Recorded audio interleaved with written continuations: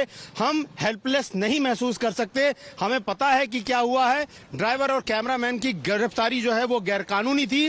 न सिर्फ गिरफ्तार करने वाले अधिकारी ने, बल्कि 2 जुडिशियल ऑफिसर यानी कि ड्यूटी मजिस्ट्रेट और स्पेशल कोर्ट, जिन्होंने बहुत ही मैकेनिकल तरीके से एफआईआर का कंटेंट देखने की जगह उन लोग को जेल में भेज दिया। ये गलत है और ये जो संवैधानिक अधिकार राइट टू लिबर्टी का है उसका पूरी तरह से हनन है और इसको हम देखते हैं। हालांकि क्वेश्चन के मामले में जो है वो फिलहाल कोर्ट ने कहा कि हम इस पर जवाब मांगते हैं और 10 से 12 दिन बाद मामले में सुनवाई होगी। गौरव, एक चीज और मैं टिप्पणी चाहूंगा, क्योंकि इस फैसले पर तो हम लगातार बातचीत कर रहे हैं। जो बातें बड़ी कोर्ट रूम से आ रही हैं, एडवोकेट जनरल आज नहीं आए। आज उन्हें लगा था कि कोर्ट रूम के अंदर क्या होगा, पीछे हट गए, बैकफुट पर सरकार।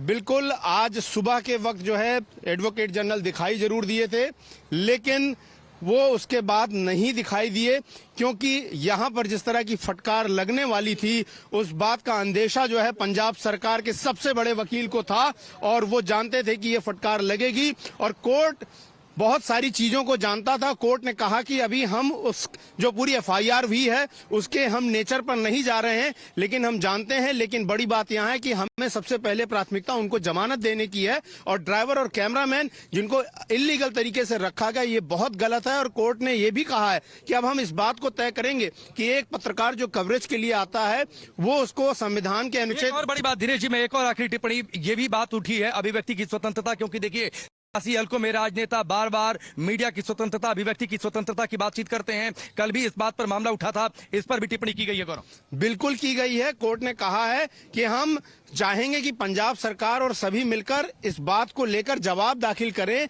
कि एक पत्रकार अगर ऐसी स्थिति में गिरफ्तार होता है जिसे कि एक संवैधानिक अधिकार है एक नागरिक की तरह अनुच्छेद 19 के तहत, क्या उसको इस तरह से गिरफ्तार किया जाना चाहिए था। इसको लेकर क्या लीगल पॉइंट्स हैं, हम इस पर बहस करेंगे और कोर्ट 10 से 12 दिन बाद जब इस पर सुनेगा उसी वक्त जो है एफआईआर को रद्द करने की भी सुनवाई होगी। लेकिन कोर्ट इससे पहले तय कर लेना चाहता है कि इस तरह की परिस्थितियां क्यों हुई। और कोर्ट ने एक बहुत महत्वपूर्ण टिप्पणी की, ऐसे केसेस ना के बराबर कोर्ट के सामने आते हैं, नहीं आते हैं। और अमूमन ये इस तरह का केस अगर आया है तो हमें इसको देखने की जरूरत है, क्योंकि यहाँ एक पत्रकार से जुड़ा विषय है, एक यहाँ राइट टू लिबर्टी से जुड़ा मसला और कोर्ट एक संवैधानिक कोर्ट जिसे हाई कोर्ट कहा जाता है। टेंशन की बात बार बार उठी है। गौरव, आज भी इस बात का जिक्र हुआ कि बीजे पर कोई मामला नहीं बनता, बीजे पर कोई मामला नहीं, ड्राइवर पर रैश ड्राइविंग की भी बात, जीने की स्वतंत्रता छीनी गई। ये पूरा मामला दिखाता है कि नीयत कितनी बुरी रही है इस पूरे केस के पीछे। मैं आपको बता दूं, पंजाब सरकार के वकील जो खड़े हुए, एडिशनल एडवोकेट जनरल खड़े होते ही उन्होंने ये मान लिया कि ड्राइवर और कैमरामैन की गिरफ्तारी गलत थी। खड़े होते ही पंजाब सरकार के वकील ने खुद माना कि ये गलत हुआ है, क्योंकि किसी व्यक्ति को जो उसके खिलाफ कोई नॉन बेलेबल ऑफेंस ना हो, जमानती धाराएं हो, उसको आप गिरफ्तार करते हैं और 2:30 बजे आप ड्यूटी मजिस्ट्रेट के पास कर ले जाते हैं। वो भी कंटेंट नहीं देखता एफआईआर का कि उन्हें जो है हिरासत में नहीं लिया जा सकता और उसके बाद स्पेशल कोर्ट में ले जाया जाता है, वहां पर भी जो है न्यायिक हिरासत में भेज दिया जाता है, ये बिना देखे भी कि उनके खिलाफ बेलेबल ऑफेंस है।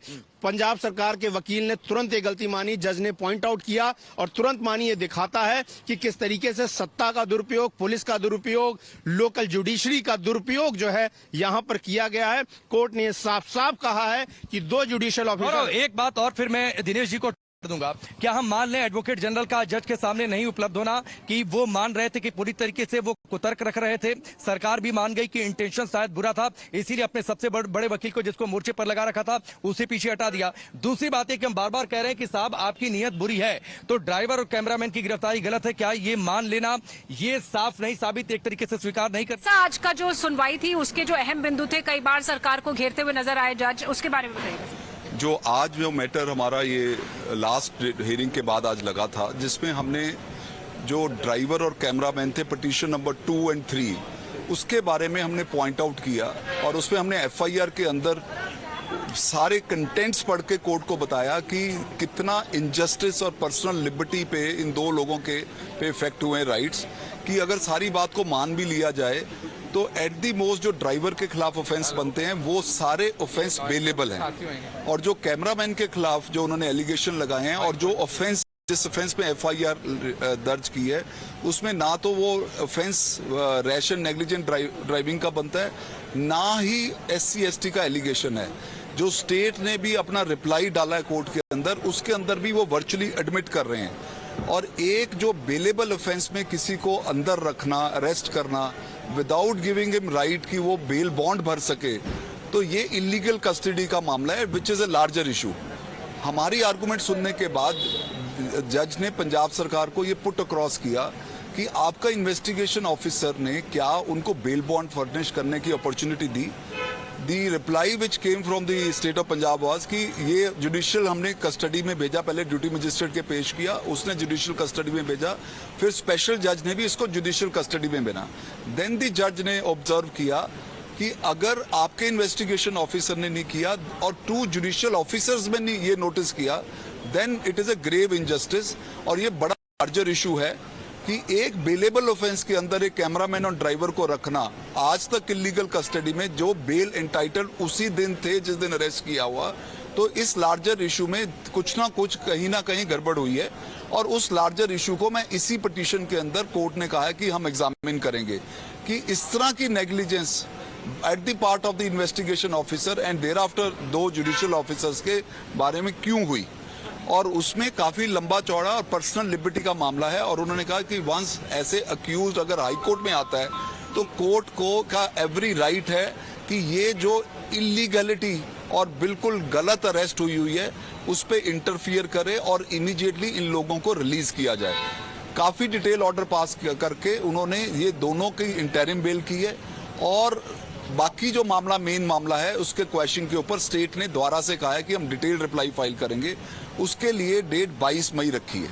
और अगली सुनवाई हमारी कब वाली है? इस दिन इसमें रिप्लाई की वेट कर 22 मई को मेन पिटीशन जो क्वेश्चन की है उसमें कोर्ट जाएगी।